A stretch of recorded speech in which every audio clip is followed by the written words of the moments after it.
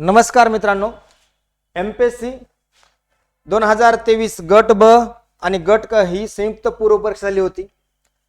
या पेपरचं डिटेलमध्ये अनालिसिस आज आपण कंबाईन मेंटर ऑफिशियल चॅनलवर घेतोय। आजच्या आपल्या सिरीज मधला पहिला क्वेश्चन, तत्पूर्वी एक सूचना आहे। 2025 गट ब, 2024 गट ब आणि गट क या तिन्ही पेपरचं डिटेलमध्ये अनालिसिस कंबाईन मेंटर या ऑफिशियली चॅनलवर अवेलेबल आहे। तुम्ही यूट्यूबला जाऊन चेक करू शकता। आणि त्यानंतर आजचं हे 2023 चा डिटेलमध्ये आपण इतिहास या विषयाचे क्वेश्चन घेतोय। आजच्या सिरीज मधला पहिला क्वेश्चन आहे, नारायण मेघाजी लोखंडे यांनी बॉम्बे मिल हँड असोसिएशन ही कामगार संघटना स्थापन करत असताना खालीलपैकी कोणत्या व्यक्तीचं सहकार्य मिळालं?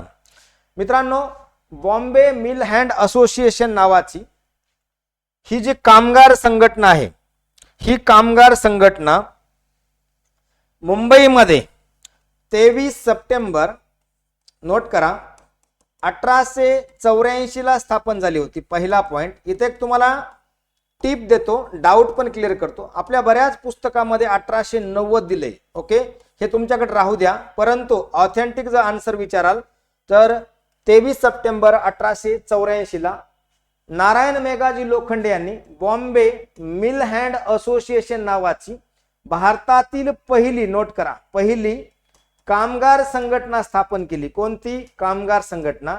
म्हणून नारायण मेघाजी लोखंडे यांना भारतीय कामगार चळवळीचे काय म्हणतात?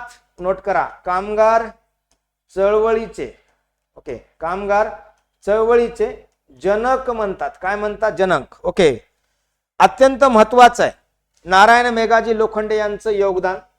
ही बॉम्बे मिल हँड असोसिएशन नावाची संघटना का स्थापन केली? त्या काचं उत्तर आहे, मुंबई मधल्या गिरणी कामगारांना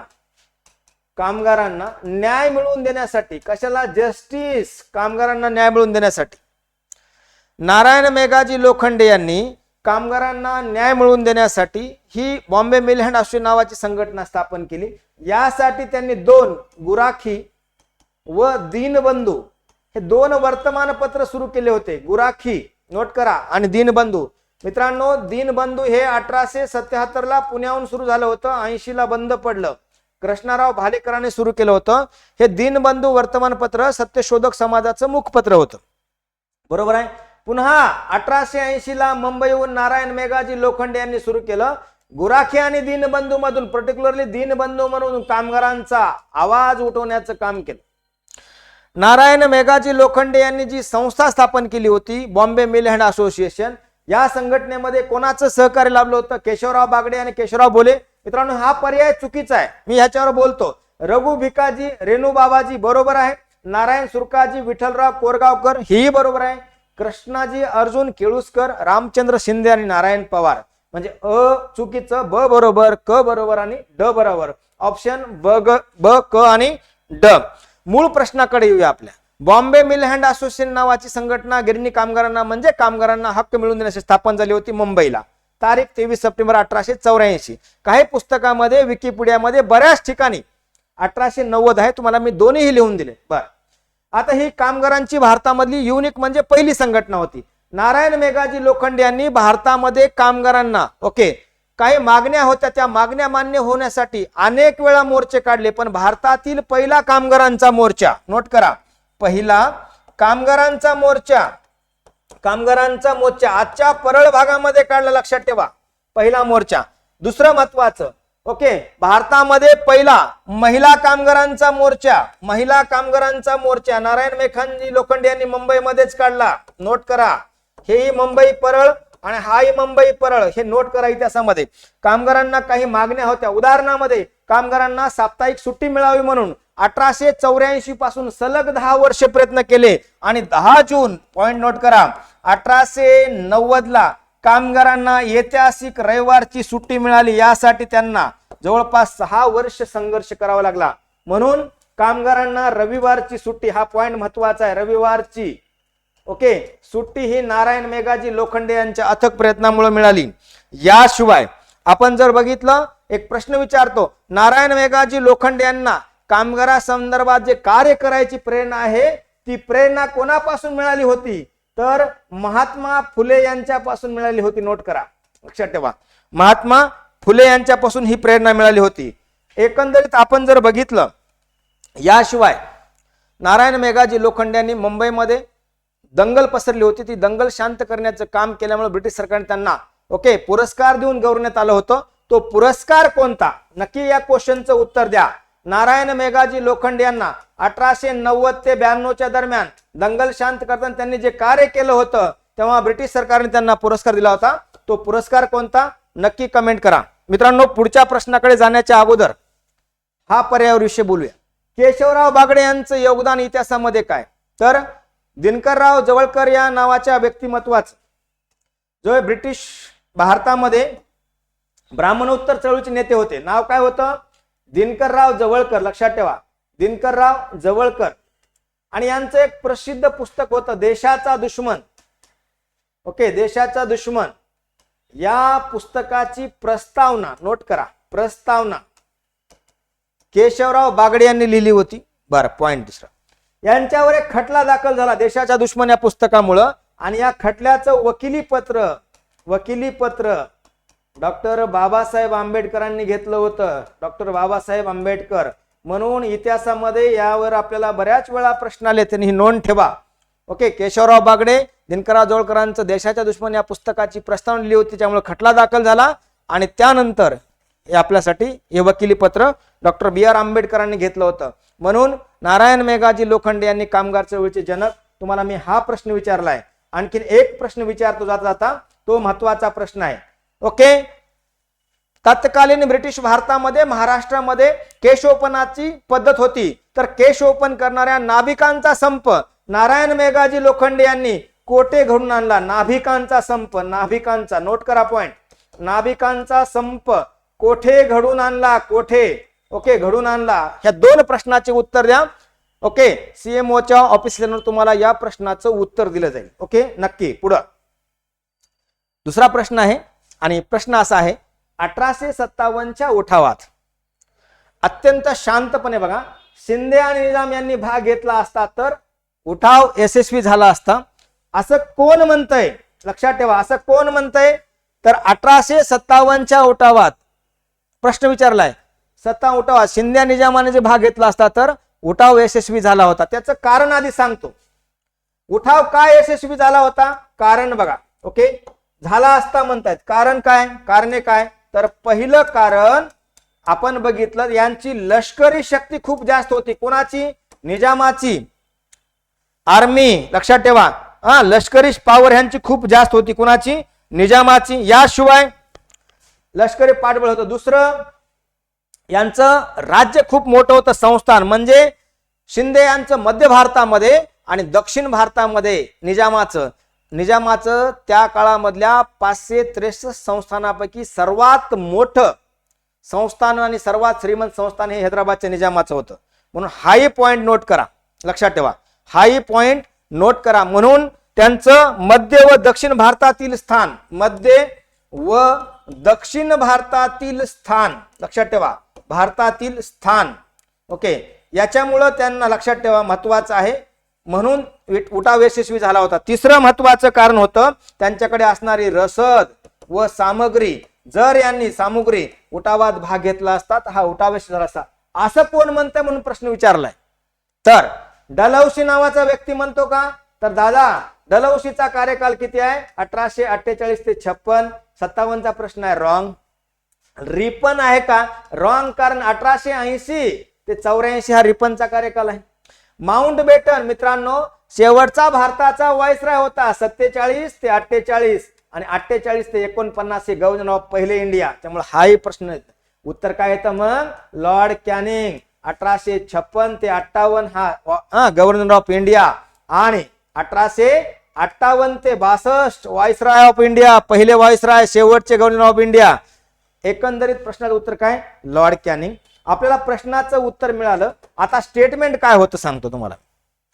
कॅनिंग नावाच्या व्यक्तीने काय म्हणलं होतं, जर जिवाजीराव शिंदे त्यावेळेस होते आणि हैदराबादचा निजाम यांनी जर 1857च्या किंवा या वादळातील लाटेमध्ये थोपवणारे संरक्षक बांध म्हणून काम केले, त्यांचं स्टेटमेंट लिहून घ्या. कॅनिंग काय म्हणतात? ओके, जर यांनी उठावात भाग घेतला असता तर मला उद्याच, शब्द वापरतो, बोऱ्या बिस्तरा बांधून इंग्लंडला म्हणजे मायदेशी परत जावं लागलं असतं. म्हणून त्यांचा शब्द आहे, शिंदे आणि निजामाने जर 1857च्या उठावात भाग घेतला असता तर मला उद्याच गाशा गुंडाळून, शब्द वापरतो, गाशा गुंडाळून मायदेशी परतावं लागलं असतं. मायदेशी म्हणजे इंग्लंडला परतावे, मायदेशी परतावे लागले असते. ओके, लागले असते. एक दुसरं एक त्यांचं स्टेटमेंट आहे, इंग्लिश मध्ये आहे, ते स्टेटमेंट लक्षात ठेवा. Break water in the storm. शब्द काय? ब्रेक वॉटर किंवा waters. Okay, waters in the storm. Okay, अशा प्रकारचं शिंदे आणि निजामाने सहभाग न घेतल्यामुळे हे त्यांनी स्टेटमेंट दिले, in the storm. Okay, storm. Okay, हे कुणा संदर्भात आहे? निजाम आणि शिंदे संदर्भातचं हे स्टेटमेंट आहे. ग्वालियरचे शिंदे आणि हैदराबादचा निजाम. मराठीमध्ये ज्यांनी ब्रिटिश राजवटीला एक लाटेतून वाहून जाण्यापासून वाचवलं, असं मत कॅनिंग यांचं आहे. एक प्रश्न पडतो मित्रांनो, तो प्रश्न असा आहे, 1857च्या उठावात कोणत्या संस्थानिकांनी तटस्थ ऑब्लिक भाग घेतला नाही? अत्यंत महत्वाचा आहे, भविष्यातल्या परीक्षेला हा प्रश्न येऊ शकतो. 1 निजाम, 2 शिंदे. ओके, म्हणजे ग्वालियरचे शिंदे, हैदराबादचा निजाम, असा शब्द येईल, हैदराबाद, हेही बरोबर आहे. 3 इंदोरचे होळकर. ओके, इंदोरचे होळकर यांनीही सहभाग घेतला नव्हता. 4 नेपाळचा शासक, लक्षात ठेवा, त्यांनीही 1857चे उठाव, जंग बहादूर, काय नाव होते यांचं? जंग बहादूर, यांनी सहभाग नव्हता. काश्मीरचा डोगरा राजा यांनी तर ब्रिटिशांना मदत पाठवली होती, डोगरा राजा, लक्षात ठेवा. याशिवाय आपण महत्वाचं आणखीन जे महत्वाचे संस्थान होते, याही शिवाय जर आपण बघितलं तर 6व्या नंबरला येतं पतियाळा, नोट करा, जिंद, नाभा आणि कपूरथाला, लक्षात ठेवा, कपूरथाला. या संस्थानिका आपण 1857 उठावामध्ये भाग घेतलेला नव्हता, उलट तटस्थ होते ब्रिटिशांच्या बाजूने. याशिवाय वारंवार प्रश्न येतो नागपूर आणि संबंधित व्यक्ती होती बाकाबाई, लक्षात ठेवा. ओके, नागपूरचे भोसले, बाकाबाई. परंतु संस्थानिकात उठाव झालता का? नागपूरमध्ये झालता. मग तसा इंदोर, इंदोर मधलं जर आपण ठिकाण बघितलं तर महुआ आणि इंदोरलाही उठाव झाला होता. याशिवाय राजपुताना, हे पॉइंट नोट करा, राजपुताना. याच्यामधले 4 महत्वाचे संस्थानिक होते, जयपूर, नोट करा, जोधपूर, उदयपूर आणि बिकानेर. या संस्थानिकानं 1857च्या उठावात भाग घेतला नव्हता. पुढचं दक्षिण भारतामधलं त्रावणकोर, या शासकानं 1857च्या उठावामध्ये भाग घेतला नव्हता. आणि 10व्या नंबरचा आहे भोपाळ. भोपाळच्या नवाबानं पण 1857च्या उठावामध्ये भाग घेतला नव्हता. हे जे तुम्हाला डिटेलमध्ये मी सांगितलं, याचं कारण शिंदे आणि निजाम तुम्हाला 2023च्या परीक्षेला विचारले. जर बाकीवर प्रश्न आला तर आपल्याला हे नजर खालून जाणं खूप गरजेचं होतं का, म्हणून मी तुम्हाला हे डिटेलमध्ये सांगितलं. एक प्रश्न विचारतो आता तुम्हाला. प्रश्न असा आहे, 1857च्या उठावाच्या वेळी ब्रिटनचा पंतप्रधान, पीएम ऑफ ब्रिटन, लक्षात ठेवा. ब्रिटन कोण होते? पीएम ऑफ ब्रिटन कोण होते? याचं नक्की उत्तर द्या. आणि दुसरा एक प्रश्न आहे, पण त्याचं उत्तर मी सांगतो, ते परीक्षेला भविष्यात येऊ शकतो. स्टेटमेंट आहे, ब्रिटनमध्ये त्यावेळेचे विरोधी पक्ष नेते, त्यांचं नाव खूप महत्वाचं आहे, बेंजामिन डिझराईल. काय नाव होतं? बेंजामिन, लक्षात ठेवा, डिझराईल हे विरोधी पक्ष नेते होते, लीडर ऑफ ऑपोजिशन. ऑपोजिशन कुठले? कंझर्वेटिव्ह पार्टी, इंग्लंड मधले. 1857च्या उठावाचा त्यांनी उल्लेख केलाय, राष्ट्रीय उठाव. काय म्हणतात ते? राष्ट्रीय उठाव, लक्षात ठेवा. हे स्टेटमेंट परीक्षेला, हे स्टेटमेंट येईल. कोणत्या ब्रिटिश व्यक्तींनी 1857च्या उठावाला राष्ट्रीय उठाव म्हणलं, तर हे तुम्हाला सांगता आलं पाहिजे. मी एक प्रश्न विचारला, त्या प्रश्नाचं नक्की उत्तर द्या. आणि याच्यानंतर काय होतं, 1857चा उठाव का फसला किंवा का यशस्वी झाला नाही, तर हे व्यक्ती उठावामध्ये सहभागी झाले नव्हते. आणि दुसरा एक प्रश्न आहे, तोंडी विचारतो, नक्की कमेंट कराल. 1857च्या उठावामधले पहिले शहीद व्यक्ती कोण, नक्की नाव सांगा. पुढच्या प्रश्नाकडे जाऊया.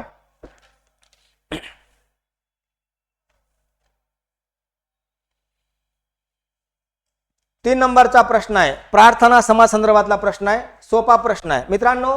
प्रश्न काय म्हणते, प्रार्थना समाजाबाबत पुढीलपैकी कोणतं विधान बरोबर आहे. विधान व्यवस्थितपणे वाचा.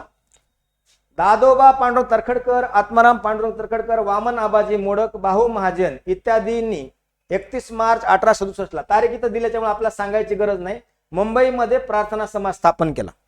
पण माझा एक प्रश्न आहे, प्रार्थना समाज कोणत्या समाजाच्या प्रेरणेने स्थापन झाला, ह्या प्रश्नाचं उत्तर द्या.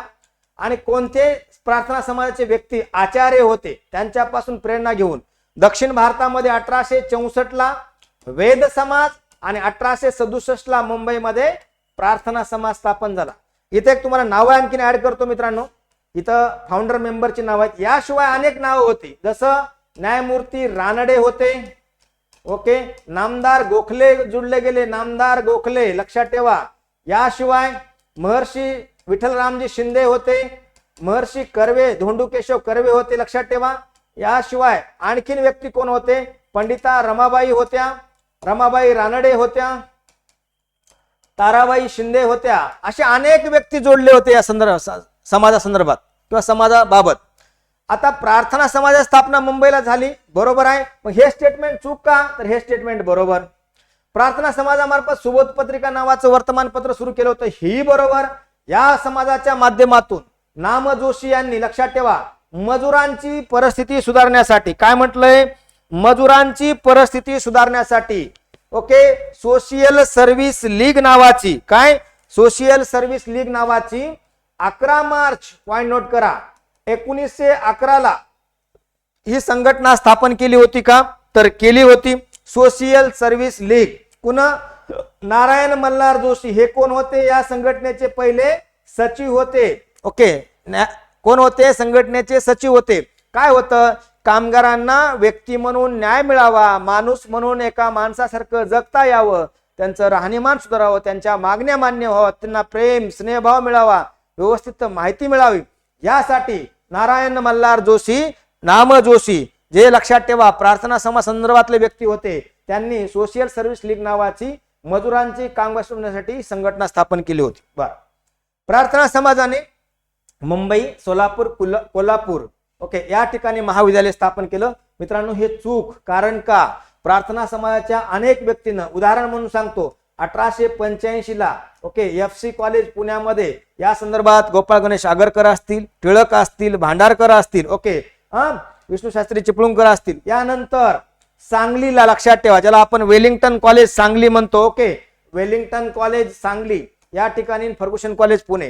म्हणून हे उत्तर चूक. आणि एक ऍडिशन माहिती, प्रार्थना समाजाने अनाथासाठी ओके अनाथासाठी स्वतंत्र अनाथ आश्रम हे पंढरपूरला स्थापन केलं होतं. कुठं, पंढरपूर. हे नोट करा, हे भविष्यातल्या परीक्षेला येऊ शकतं. अनाथासाठी स्वतंत्र आश्रमाची स्थापना पंढरपूरला स्थापन केलं होतं. ओके, आता आपल्या समोर मी जे नावं सांगितले तुम्हाला प्रार्थना समाजाच्या प्रेरणेने, म्हणजे उत्तर काय येईल, अ ब आणि क. अ ब क उत्तर आहे, म्हणजे नाही ड नाही, म्हणजे अ ब क कुठं आहे बघा, तिसऱ्या क्रमांकाचा पर्याय आहे. मित्रांनो आता एक प्रश्न तयार होतो, तो प्रश्न असा आहे, प्रार्थना समाजासंदर्भात जे इतर व्यक्ती होती, आता महर्षी विठ्ठलरामजी शिंदे यांनी 18 ऑक्टोबर 1906 डिप्रेस क्लास मिशन, लक्षात ठेवा डिप्रेस क्लास मिशन नावाची अस्पृश्यता निर्मूलनासाठी बघा समाजामधली अंटचबीट समाप्त व्हावी म्हणून 1906 डिप्रेस क्लास मिशनची स्थापना केली होती. एक नाव आलं इथं, महर्षी धोंडू केशव कर्वे. महर्षी धोंडू केशव कर्वे यांनी 1893 पासून ओके अनाथ बालिकाश्रम ओके याच्यानंतर निष्काम कर्म मठ, महिला विद्यालय, महिला आश्रम, SNDT विद्यापीठ ओके महाराष्ट्र ग्राम प्राथमिक शिक्षण मंडळ, समता संघ अशा अनेक संस्था स्थापन केल्या होत्या. पुणे अनेक व्यक्ती, आता इथं नाव आहे नामदार गोखले. 12 जून 1905 ला नामदार गोखले यांनी, नामदार गोखले लक्षात ठेवा, 12 जून 1905 ला नामदार गोखले यांनी भारत सेवक समाज, servant of India society, Bharat सेवक समाज ही संस्था स्थापन केली होती. मी नावं घेतली. पंडिता रमाबाई यांनी कोणतं? शारदा सदन, आर्य महिला समाज, नोट करा हे परीक्षेला येतं. रमाबाई रानडे, हुजूरपागा शाळेची स्थापना, सेवा सदन मध्ये योगदान आहे. आता नाव ताराबाई शिंदे. मित्रांनो, विद्वांची व्यथा मांडणारा स्त्री पुरुष तुलना नावाचा ग्रंथ ताराबाई शिंदे यांनी लिहिलाय. म्हणून प्रार्थना समाजाचा आपण डिटेल अनालिसिस केलेला आहे. मी जे 2 प्रश्न विचारलेत ते 2 प्रश्नाचं उत्तर आपण नक्की द्या. आणि तिसरा एक प्रश्न आहे, सर्वंट ऑफ इंडिया सोसायटीची स्थापना का केली होती? हे तिसऱ्या प्रश्नाचं उत्तर नक्की द्या. तुम्हाला सीएमओच्या ऑफिसला नेऊन याचं आपल्या कमेंटला रिप्लाय दिला जाईल. पुढे जाऊया. 4थ्या नंबरचा प्रश्न आहे 2023च्या प्रिलिम मधला, हिंदू महासभेसंदर्भात. मित्रांनो, काय प्रश्न आहे बघा. कोणतं विधान बरोबर आहे? ऑप्शन त्याचं. त्यापूर्वी तुम्हाला मी एक बॅकग्राऊंड सांगतो. 1885 ला काँग्रेसची स्थापना झाली होती, इंडियन नॅशनल काँग्रेस. याचं काम होतं धर्मनिरपेक्ष काम करत होती.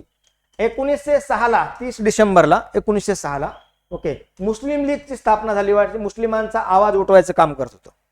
आता याला चॅलेंज म्हणून हिंदूंचा हिताचं रक्षण करण्यासाठी हिंदू राष्ट्र ही संकल्पना प्रत्यक्षात आणण्याच्या उद्देशानं, बघा मी काय म्हटलं, हिंदू राष्ट्र ही संकल्पना ओके आणण्याच्या उद्देशानं आणि 1909 ला पंजाबमध्ये 1909 ला पंजाबमध्ये हिंदू, त्याचं नाव पूर्वीचं महत्वाचं आहे, सर्व देशक सभा. काय पुस्तकात तुम्हाला समाज वाचायला येईल? काय वाचायला येईल?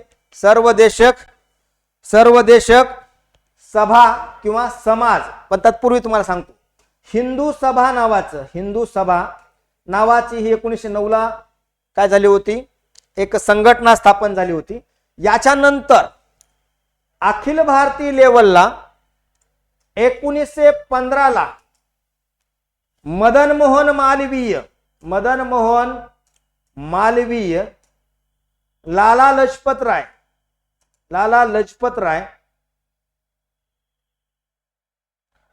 राय, विनायक दामोदर सावरकर आणि इतर व्यक्तींनी, पर्टिक्युलरली मदन मोहन मालवीय यांनी काय केलं? अखिल भारतीय ओके स्वरूप देण्यासाठी सर्व देशक सभा नावाची, सर्व देशक हिंदू सभा शब्द टाकायचं, सर्व देशक हिंदू सभा नावाची ही संघटना स्थापन केली 1915 ला. याच्यामध्ये अनेक व्यक्तींचं योगदान होतं का? तर होतं. काय झालं होतं? कासिम बाजारचे महाराजा सर महेंद्र नंदी यांनी हिंदू महासभेच्या स्थापनेची घोषित केलं. किती? 9 एप्रिल 1915 ला. सर्व देशक हिंदू सभा नाव होतं. 1921 ला पॉइंट नोट करा, 1921 ला या सर्व देशक हिंदू सभेचं नाव बदलून अखिल भारतीय हिंदू महासभा स्थापन केली. याच्यानंतर आता पुढच्या स्टेटमेंटकडे येऊया. हिंदू महासभेचे अध्यक्ष म्हणून बासी मुंजे, बाळकृष्ण शिवराम मुंजे होते का? तर होते. बाळकृष्ण शिवराम मुंजे हे 1927-28 च्या दरम्यान हिंदू महासभेचे अध्यक्ष म्हणून त्यांनी काम केले. डॉक्टर मुंजे, डॉक्टर हेडगेवार, डॉक्टर परांजपे यांनी नागपूरला 11 नोव्हेंबर 1930 रोजी हिंदू महासभेची शाखा सुरू केली होती. कोणती? हिंदू महासभेची शाखा सुरू केली होती. हे स्टेटमेंट बरोबर आहे का? तर हे स्टेटमेंट बरोबर आहे, हे बरोबर आहे, हे बरोबर आहे. आता ड स्टेटमेंट काय म्हणतं?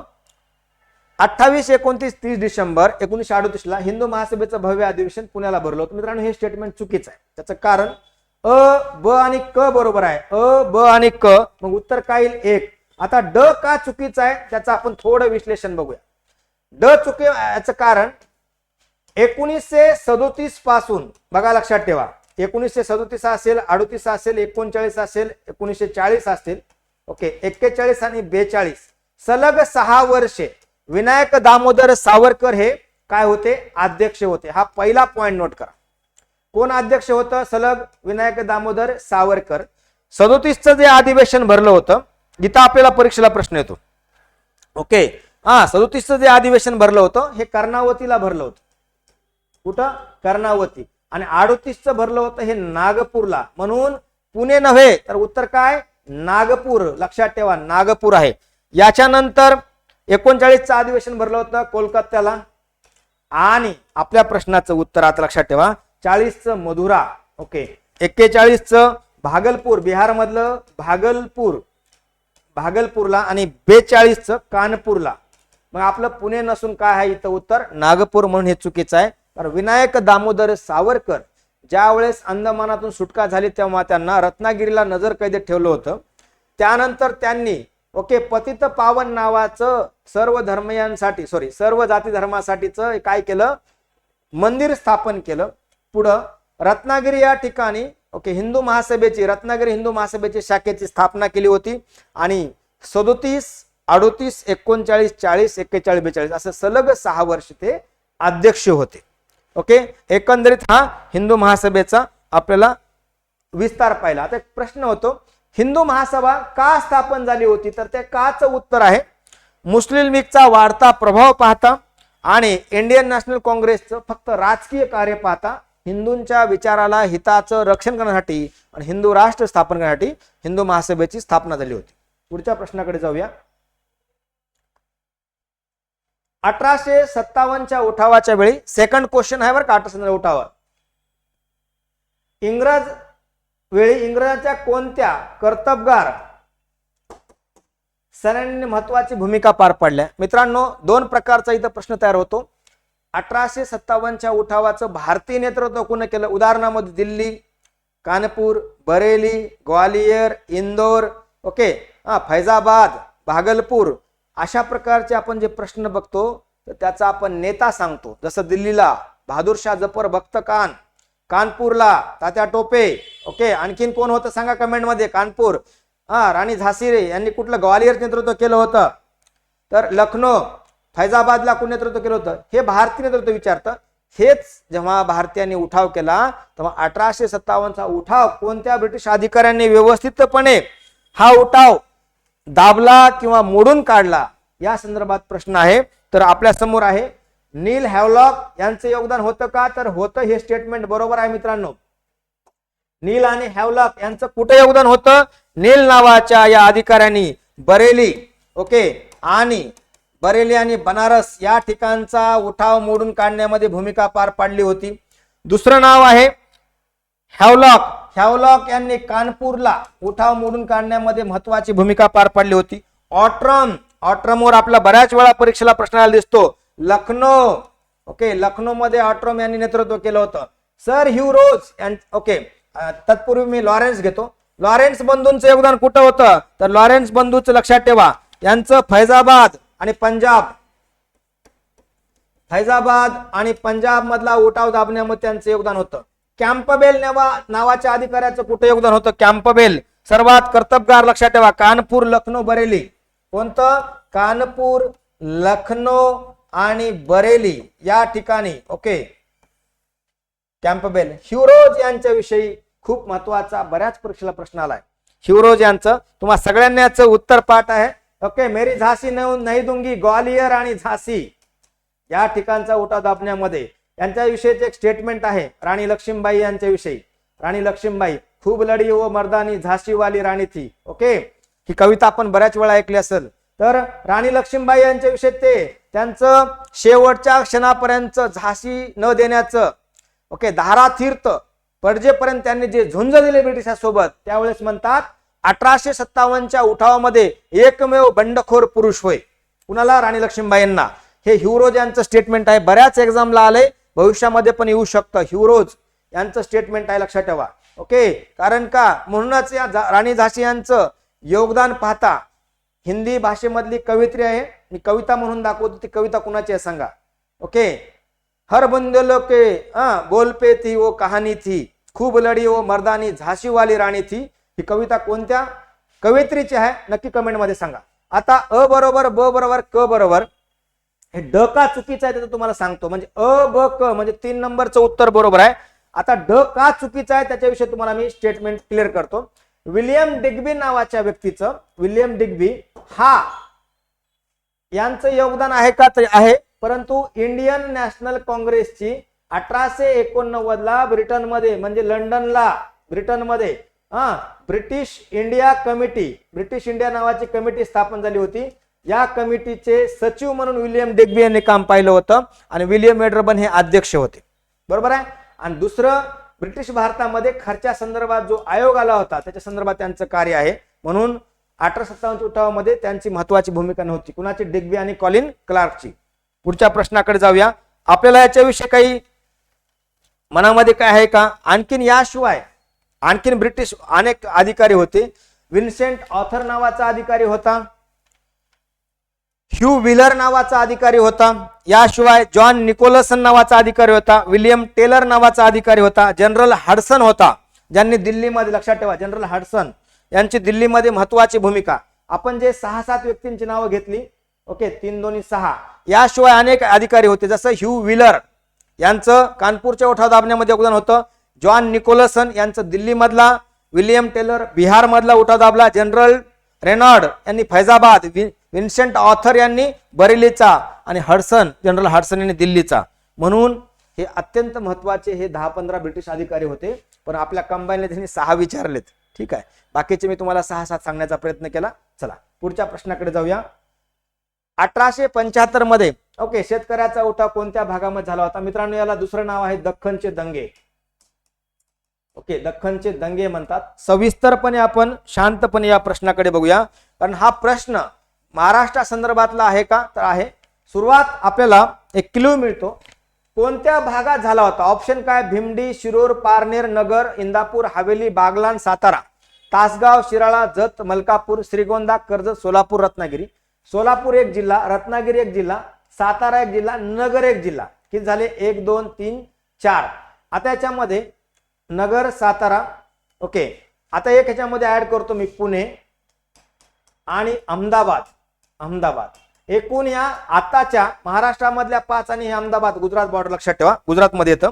ह्या 6 जिल्ह्यामध्ये हा उठाव झाला होता. कोणता? 1875च्या शेतकऱ्यांचे दख्खनचे दंगे म्हणतात त्याला.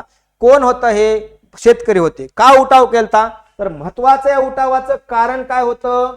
तर कारण होतं सावकारकी, सावकाराच्या किंवा सावकारकीच्या विरोधामधला हा बंड होता, विरोधातला बंड. बर, याची सुरुवात कशी झाली एक एक करून पार्श्वभूमी बघूया. पण आपल्या प्रश्नाकडे या. भिमडी, शिरोर, पारनेर उठाव झालता का? तर झालता. इंदापूर, हवेली, बागलाण झालता का? इथं फक्त पुणे म्हणलं की इथं एक ऍड करा, जुन्नर फक्त शहर. तासगाव, शिराळा, जत हे झालं नव्हता, म्हणून ब बरोबर आहे, क चुकीचं. ड, श्रीगोंदा, कर्जत, म्हणून अ ब ड कुठं दिसतंय ते उत्तर बरोबर आहे. अ ब आणि ड म्हणजे तिसऱ्या क्रमांकाचं उत्तर आपलं बरोबर आहे. 1875च्या दख्खनच्या दंग्यांचा या ठिकाणी काय झाला होता? विस्तार झाला होता. मूळ प्रश्नाकडे या. उठाव का झाला हो? तर या उठावाचं कारण होतं, तसं तर कारण खूप जुनं आहे. ब्रिटिश अधिकारी प्रिंगल नावाचा व्यक्ती होता. त्यांनी काय केलं? जमीन महसुला संदर्भात अनेक चेंजेस केले होते. त्याशिवाय 1860-62च्या दरम्यान इंग्लंडमध्ये अचानकपणे अमेरिकेमध्ये गृहयुद्ध सुरू झालं आणि कापसाची मागणी खूप वाढली. ती वाढलेली मागणी पाहता पुन्हा ती मागणी हळूहळू कमी झाली. ओके, आणि पुन्हा महागाई वाढली. महागाई वाढल्यामुळं ब्रिटिशांनी याच दरम्यान महाराष्ट्र असेल आणि सभोवताली क्षेत्रामध्ये भीषण दुष्काळ पडला. शेतकऱ्यांना शेतसारा म्हणजे टॅक्स कंपल्सरी वसूल करत होते आणि शेतकरी हा शेतसारा भरण्यासाठी सावकाराकडे गेले. सावकाराकडे आपल्या जमिनी घाण ठेवल्या. काय केल्या? जमिनी घाण ठेवल्या आणि या सावकाराने काय केलं? चुकीची नोंद केली आणि वसुली करताना वेगळ्या प्रकारचा त्यांनी काय केलं? एक घटना सांगतो. बाबासाहेब देशमुख नावाचा या उठावाच्या सुरुवातीची घटना आहे. बाबासाहेब देशमुख नावाचा शेतकरी असतो. बाबासाहेब, लक्षात ठेवा. देशमुख नावांचे एक व्यक्तिमत्व असतात. यांच्यावर आपला बऱ्याच वेळा कुठलं ठिकाण आहे? करडे. हे करडे नावाचं गाव आहे. कुठे येतं हे गाव? शिरूर तालुका, लक्षात ठेवा. शिरूर मध्ये ह्या बाबासाहेब देशमुख यांच्यावर एका सावकारानं, तो सावकारांचं पण नाव पण आपल्याला महत्वाचं आहे, काळूराम नावाचा सावकार, यांनी काय केलं? यांच्यावर काय केलं? न्यायालयामध्ये खटला दाखल केला आणि 150 रुपयासाठी, किती? 150 रुपये, लक्षात ठेवा. या बाबासाहेब देशमुख यांना न्यायालयात खेचलं, न्यायालयातून यांच्या विरोधात आदेश मंजूर करून आणला, त्यांचं घर जप्त केलं, शेती जप्त केली. याच्या विरोधामध्ये गावामध्ये लोकांनी काय केलं, त्या काळूराम नावाच्या सावकारावर, लक्षात ठेवा, ओके, बहिष्कार टाकला. त्यांच्या घरात कोणी काम करायचं नाही, शेतामध्ये कोणी काम करायचं नाही, पण याचा काही तेवढा परिणाम झालेला नाही. यानंतर 12 मे 1875 ला पहिल्यांदा या उठावाची सुरुवात झाली, उठावाची, ओके. आणि यानंतर सलग 2 महिने, मी पुढची तारीख मुद्दाम सांगतोय, सलग 2 महिने हा उठाव चालू होता. किती? सलग 2 महिने, म्हणजे 15 जून 1875 पर्यंत हा उठाव चालू होता. हा शेवटचा उठाव. हा उठाव कुठं झाला ते ठिकाण कधी कधी परीक्षेला येतं, म्हणून मी तुम्हाला सुरुवातीचं पण सांगितलं आणि शेवटचं. मुंधाळी नावाचं ठिकाण होतं, मुंधाळी. या ठिकाणी शेवटचा हा दख्खनचे म्हणजे उठाव झाला होता. हे एवढा 2 महिन्याचा कालावधी, कंप्लीट 2 महिने हे उठाव चालले, 2 महिने. आणि ह्या उठावा सुरुवात 12 मेला झाली, शेवट झाला 15 जून. ओके मित्रांनो, एक प्रश्न तयार होतो. तो प्रश्न असा, या दरम्यान काय केले, अनेक शेतकऱ्यांनी सावकाराच्या विरोधामध्ये बहिष्कार टाकला. बहिष्काराने काही फरक पडत नव्हता. त्यांची घरं जाळली, त्यांचे खून केले, त्यांनी जे चुकीचं लिहून ठेवलं होतं डॉक्युमेंट, ते डॉक्युमेंट जाळली गेली. आणि वातावरण दख्खनमध्ये अशांतता पसरवली, असंतोष निर्माण झाला शेतकऱ्यामध्ये. त्याचं कारण या सगळ्या परिस्थिती कारणीभूत होत्या. सावकार की असेल, निसर्ग असेल, ओके, कर असेल. आणि शेवटी याच्यामुळे काय झालं, सरकारला या संदर्भात काहीतरी करणे भाग पडलं. एक एमपीएससीचा इथं प्रश्न येतो. या 2 महिन्याच्या दख्खनच्या दंग्यामध्ये एक महत्वाची भारतामधली सामाजिक संस्था आहे, सार्वजनिक सभा. पॉइंट नोट करा. सार्वजनिक सभेने, ओके, जी गणेश वासुदेव जोशी यांनी स्थापन केलं, ग व जोशी, सार्वजनिक काका यांनी काय केलं, ब्रिटिशांसमोर शेतकऱ्याच्या समस्या मांडल्या. हे परीक्षेला विचारतं. दख्खनच्या दंग्याच्या वेळी खालीलपैकी कोणत्या संस्थेनं किंवा समाजानं शेतकऱ्यांच्या व्यथा सरकारच्या समोर मांडल्या? सार्वजनिक सभा. ओके, सार्वजनिक सभेनं काय केलं, सरकार पुढे समस्या मांडल्या होत्या. त्याचप्रमाणे या शेतकऱ्यांना पण इथं काय केली होती, मदत पण केली होती. हे असंतोष पाहता शेवटी सरकारनं काय केलं, याला उपाय म्हणून काय केलं, एक कमिशन नेमलं. त्याला आपण म्हणतो डेक्कन रायट कमिशन. आणि याचे अध्यक्ष होते WC कार्पेंटर. WC कार्पेंटर नावाच्या व्यक्तीच्या अंडर काय म्हणलं, एक कमिशन नेमलं गेलं. याच्यामध्ये JB रिच नावाचा सदस्य होता, त्याचप्रमाणे ओकलँड ओके नावाचा व्यक्ती होते. आणि शेवटी यांनी 3 ओके सगळ्या परिस्थितीचा व्यवस्थितपणे अभ्यास केला.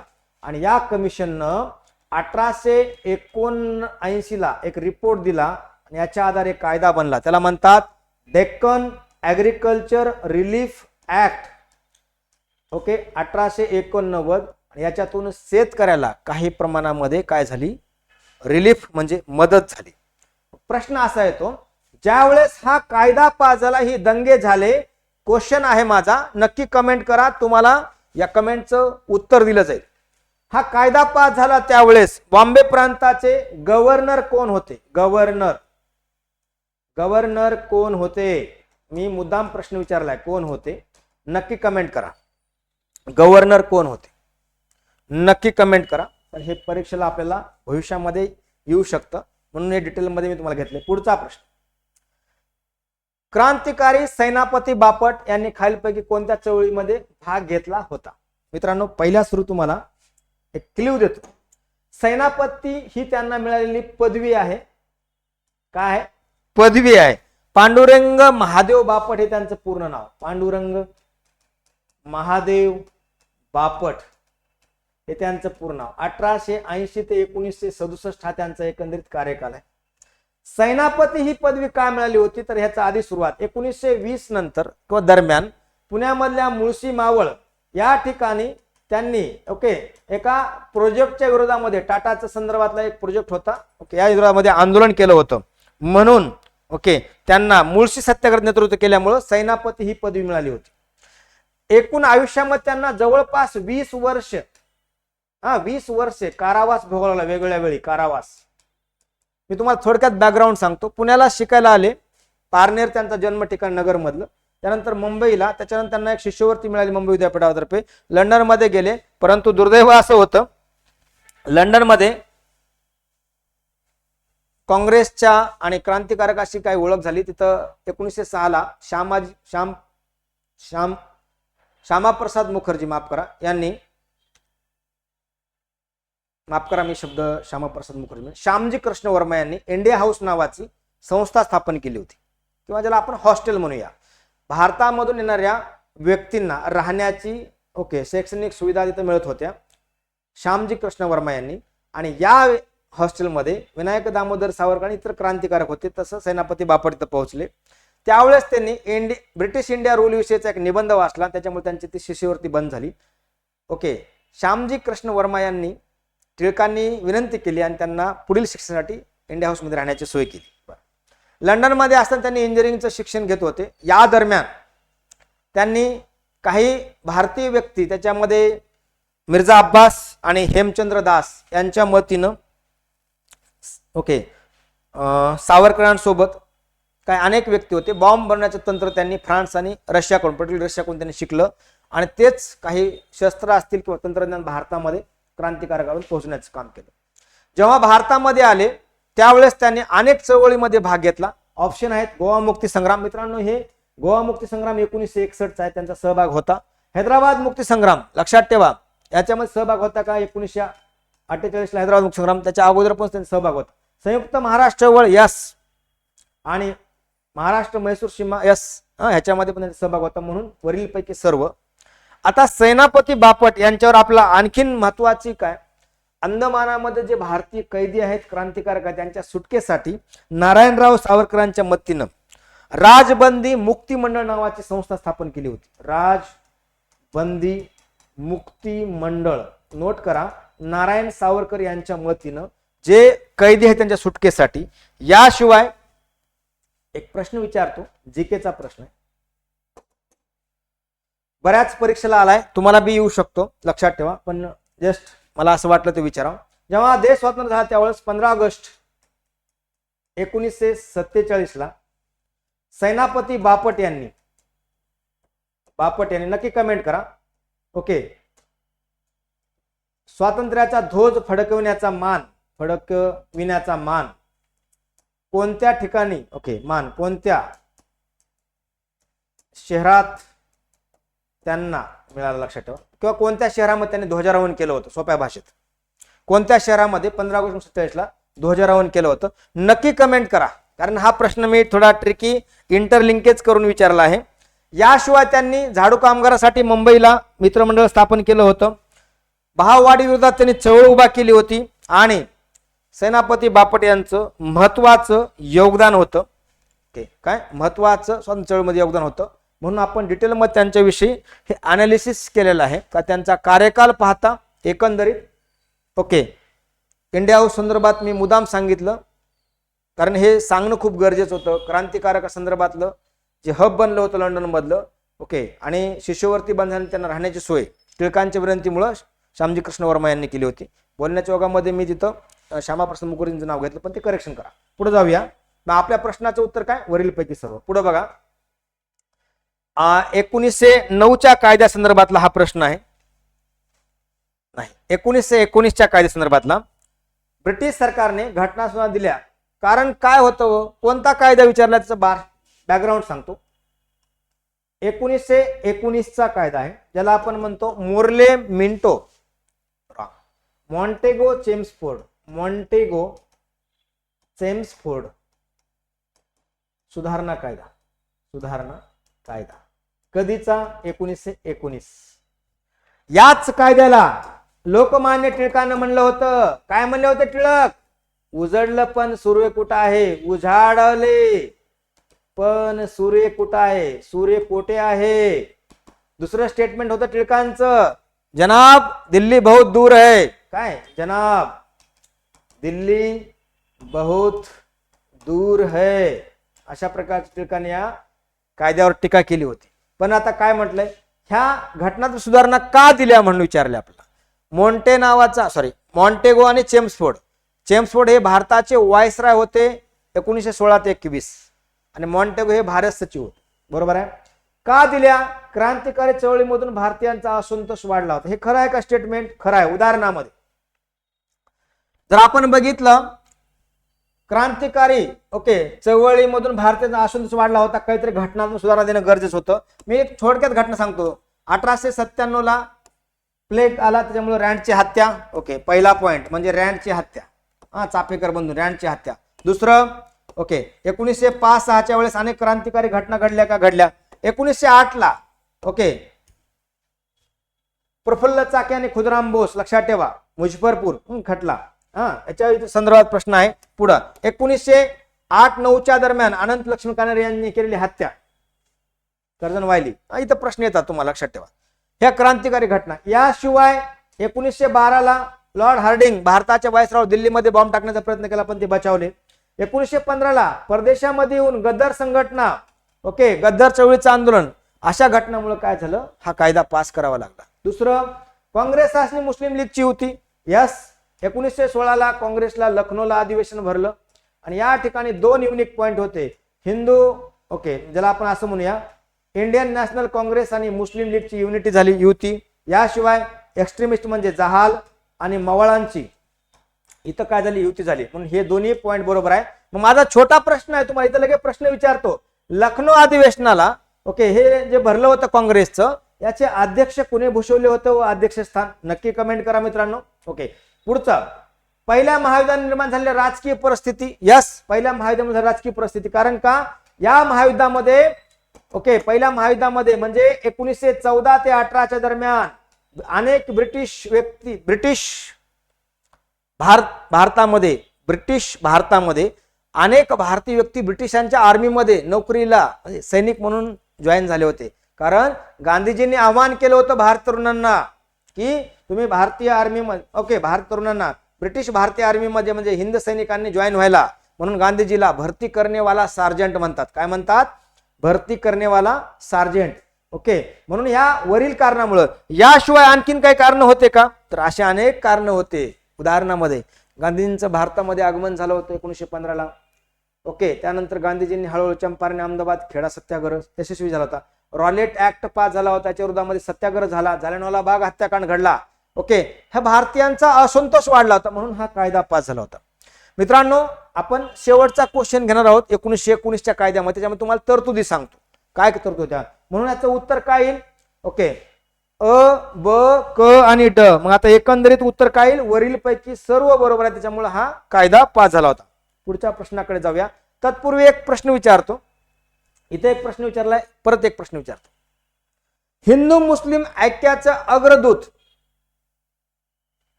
ह्या लखनौ अधिवेशनामध्ये हिंदू मुस्लिम काँग्रेस आणि मुस्लिमची जी युती झाली होती, या संदर्भामध्ये सरोजिनी नायडू यांनी कोणाला म्हटलेला आहे? हा एक प्रश्नाचं नक्की कमेंट द्या. 9व्या नंबरचा प्रश्न आहे. टिंबटिंबे यांनी स्वदेशी चळवळीचा श्रीगणेशा करून खादीचा पोशाख 1877 मध्ये कोठं? दिल्ली दरबारात परिधान केला होता. परिधान करून हजेरी लावली होती. पहिला सुरू तुम्हाला एक स्टेटमेंट मी क्लिअर करतो. ब्रिटिश भारतामध्ये 3 वेळा दिल्ली दरबार भरला होता. सगळ्यांनी इकडे लक्ष द्या. कारण का? 1877 ला पहिल्यांदा, 1903 ला दुसऱ्यांदा आणि 1911 ला तिसऱ्यांदा. ज्यावेळेस भारताचा व्हाईसरॉय कोण होता? इथं होता लिटन, इथं होता कर्जन आणि इथं होता हार्डिंग द्वितीय. यांच्या काळामध्ये हे दिल्ली दरबार भरले होते 3 वेळा. या दिल्ली दरबाराच्या वेळेस पहिल्या दिल्ली दरबार संदर्भात आपला प्रश्न विचारलाय. काय म्हटलंय? स्वदेशी चळवळीचा श्री गणेशा करून खादीचा पोशाख परिधान करून कोण हजर होतं? गणेश वासुदेव जोशी, सीताराम हरी चिपळूणकर, न्यायमूर्ती के.टी. तेलंग आणि महात्मा फुले.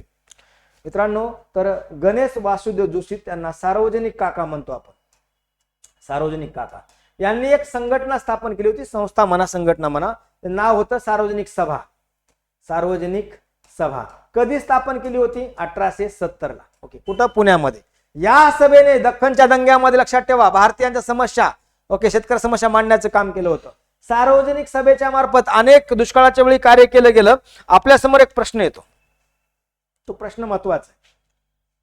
खादीचा ड्रेस घालून पहिल्यांदा, मित्रांनो, आपण खादीचा स्वदेशीचा प्रचार वंगभंग जेव्हा आपण चळवळ सुरू झाली किंवा स्वदेशी चळवळ आपण म्हणतो, यावेळेस टिळकांचे 4 सूत्र होते: स्वराज्य, स्वदेश, बहिष्कार आणि राष्ट्रीय शिक्षण. यावेळेस आपल्याला स्वदेश मिळतं. तत्पूर्वी सार्वजनिक सभेमार्फत गणेश वासुदेव जोशी म्हणजे सार्वजनिक काकानं स्वदेशी चळवळ सुरू केली होती. हे महत्वाचं आहे. बरं, पुढचं स्वदेशीचा. ओके, आता एक प्रश्न पडला पाहिजे तुम्हाला, पहिल्या दिल्ली दरबारामध्ये यांनी हा पोशाख का परिधान केला हो? त्या काचं उत्तर असं आहे, आपल्याला त्याचं उत्तर देता आलं पाहिजे. व्हाय? तर स्वदेशीचा संदेश देण्यासाठी, भारतीय उत्पादनाला प्रोत्साहन देण्यासाठी खादीचा पोशाख घातला होता. आता तुम्हाला मी इंटरलिंकेज वर्तमानाशी कर 2025-26 ला मेक इन इंडिया लक्षात ठेवा. स्वदेश, आत्मसन्मान, सेल्फ रिलायबल. ओके, आपण प्रत्येक गोष्टीमध्ये स्वदेशीचा वापर केला पाहिजे.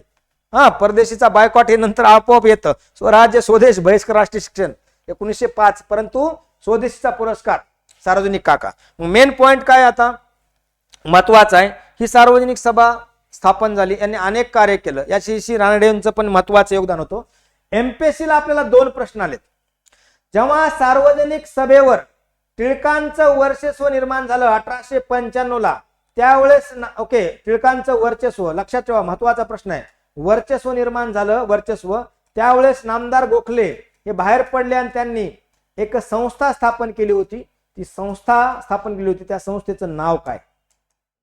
पहिला प्रश्न. गणेश वासुदेव जोशी यांनी कोणत्या क्रांतिकारकाचं वकिली पत्र घेतलं होतं? वकिली पत्र, हा दुसरा प्रश्न. वकिली पत्र, ओके, क्रांतिकारकाचं, महान क्रांतिकारक होते. ओके, क्रांतिकारक, कोणत्या क्रांतिकारकाचं वकिली पत्र घेतलं सार्वजनिक काकाने? हे 2 प्रश्न तुम्हाला मी विचारले, त्या दोन्हीची नक्की कमेंट करा, कारण महत्वाचे प्रश्न आहेत. पुढे जाऊया. राष्ट्रीय सभेचं अधिवेशन दिलेत एका साईडला, एका साईडला त्यांचे संबंधित अध्यक्ष दिलेत. सगळ्यात महत्वाचं मित्रांनो, अत्यंत महत्वाचा काँग्रेस संदर्भातला हा प्रश्न आहे. महत्वाचे काही अधिवेशन आहेत. उदाहरणामध्ये आपण 28 डिसेंबर 1885 ला मुंबईमध्ये इंडियन नॅशनल काँग्रेसची स्थापना होते. पहिले अध्यक्ष व्यामेशचंद्र बॅनर्जी. काय नाव आहे? व्यामेशचंद्र बॅनर्जी हे काँग्रेसचे पहिले अध्यक्ष. ओके, व्यामेशचंद्र बॅनर्जी काय बनले? काँग्रेसचे पहिले अध्यक्ष बनले. आता व्यामेशचंद्र बॅनर्जी हे काँग्रेसचे पहिले अध्यक्ष. मुंबईला अधिवेशन भरलं. कुठं भरलं? गोकुळदास तेजपाल संस्कृत कॉलेज, मुंबई. याच्यानंतर काँग्रेसचे दुसरं अधिवेशन भरलं, सेकंड, हे कोलकात्याला 1886 ला, कोलकाता. इथं अध्यक्ष कोण होते? दादाभाई नौरोजी. ओके, नौरोजी. आणि तिसरं भरलं मद्रासला. इथं अध्यक्ष होते बदरुद्दीन तय्यबजी. मी तुम्हाला 3 सांगितले, 1, हे 2 आणि हे 3. आता प्रश्न कसा विचारलाय बघा. आता 4थं 5वं इथून पुढचं विचारलंय.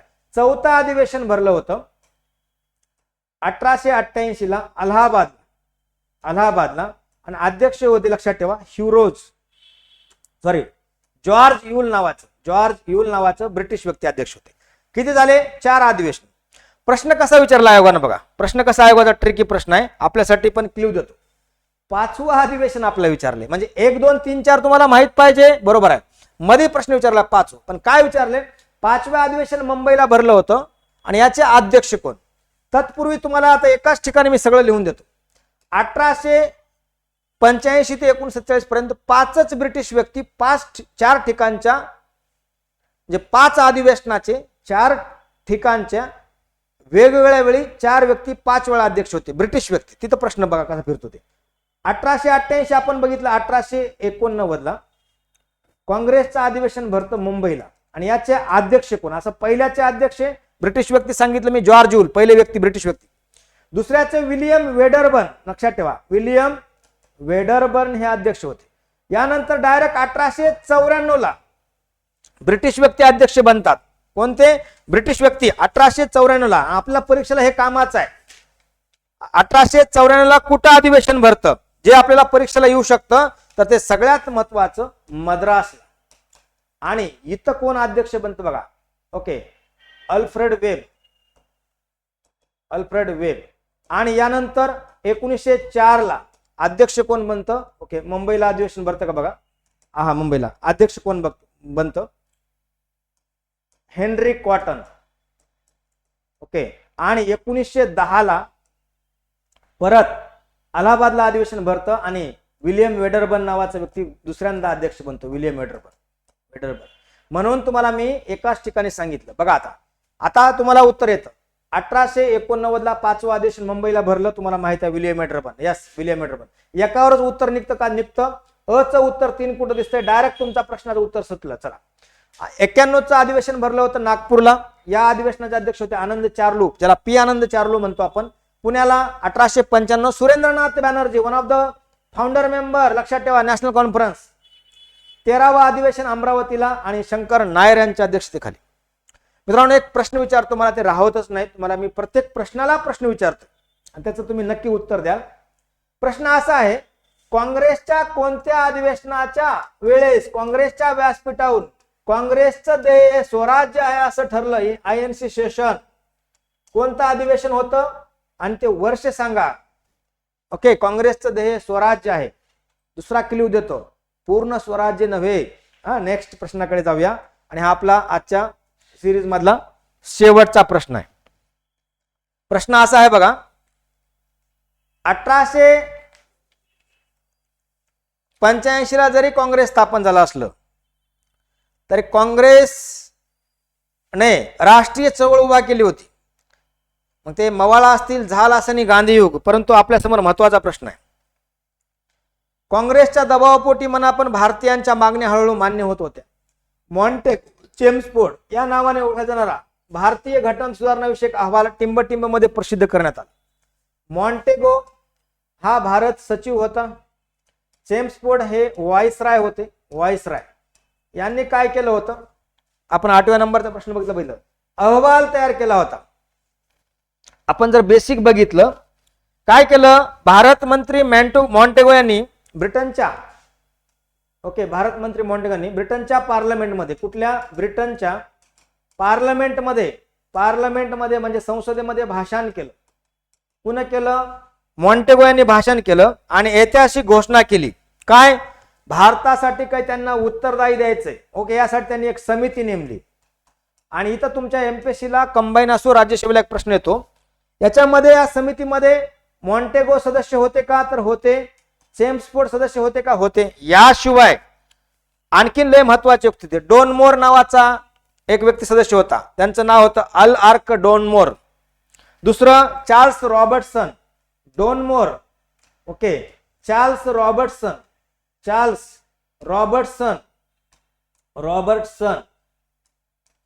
5व्या नंबरचं विलियम ड्यूक नावाचा व्यक्ती पण सदस्य होता.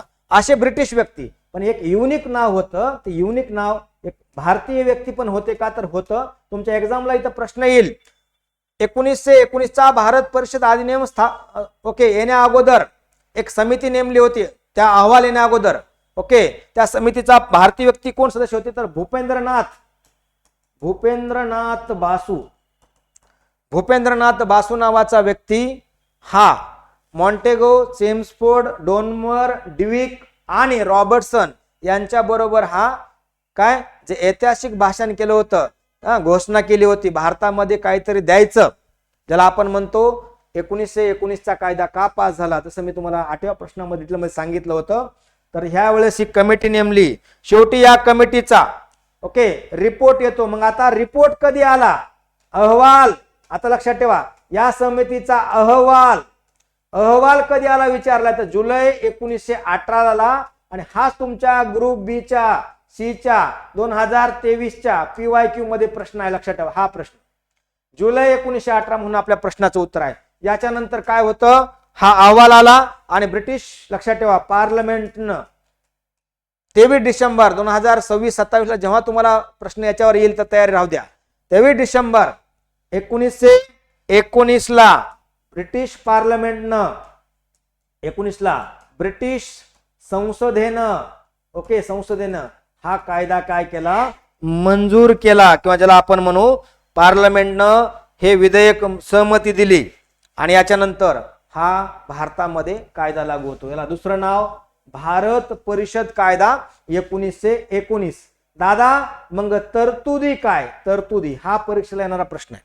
सगळ्यात महत्वाची तरतूद, जे भारत सचिव आहेत ज्याला आपण म्हणतो भारत मंत्री, यांचा पगार भारतीय तिजोरीतून दिला जाणार होता. 1919 पर्यंत देत होते, आता इथून पुढे बंद झाला. पहिला पॉइंट.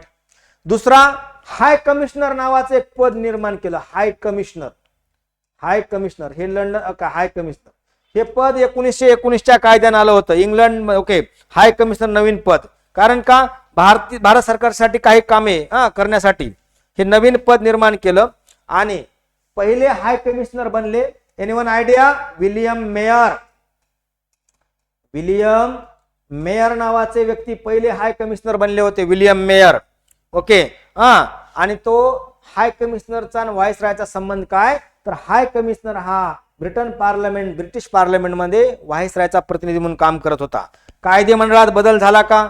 झाला. प्रांतामध्ये ओके 2 हाऊस आले का? प्रांतांना स्वायत्ता म्हणजे प्रांतांना द्विदल पद्धत लागू झाली का? झाली. केंद्राच्या अधिकारामध्ये विभागणी झाली, केंद्र सूची, राज्य सूची.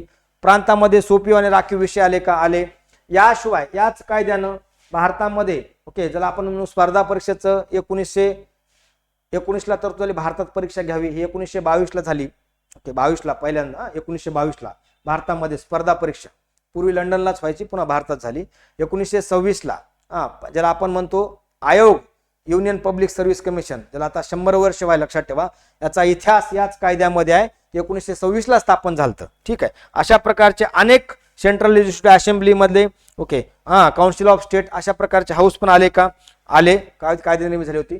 एकंदरीत हा ऐतिहासिक कायदा होता. फक्त एक स्टेटमेंट विचारतो, चांगलं स्टेटमेंट आहे, मी मागच्या प्रश्नामध्ये सांगितले. ओके, महत्वाचं स्टेटमेंट आहे. 4 तुम्हाला मी पर्याय देतो. महात्मा गांधीजींनी कोणत्या कायद्याविषयी ओके ऑप्शन नंतर देतो. बुडत्या बँकेचा पुढील तारखेचा चेक असं विधान केलेलं आहे. Option A Morley Minto reform 1909, Montagu चुंब सुधारणा कायदा 1919, 1935चा भारत परिषद अधिनियम, का यापैकी नाही? नक्की कमेंट सांगा. जर यापैकी नसेल तर कोणता कायदा नक्की सांगा. मित्रांनो, एकंदरीत आज आपण या सिरीज मध्ये जवळपास 10+1 म्हणजे 11 प्रश्न डिटेलमध्ये 2023च्या ग्रुप बी आणि सी चे घेतलेले आहेत. बोलण्याच्या ओघामध्ये एखाद्या शब्दाचं प्रोनाउन्सिएशन चुकीचं गेलं असेल किंवा माहिती चुकीची गेली असेल तर माफी असावी. एक तेवढं मी करेक्शन सांगितलं. आणि मी काही 11 प्रश्न शिकवताना 14 ते 15 तुम्हाला क्वेश्चन स्वतःहून विचारले आहेत. याच्यासाठी की तुम्हाला इंटरेस्ट निर्माण व्हावा, तुम्ही नक्की कमेंट करा, त्याचं उत्तर आम्ही देऊ. लेक्चर आवडलं तर नक्की आपल्या लाईक करा, आपल्या मित्राला शेअर करा आणि कमेंट करायला विसरू नका. Thank you so much. थांबतो. धन्यवाद.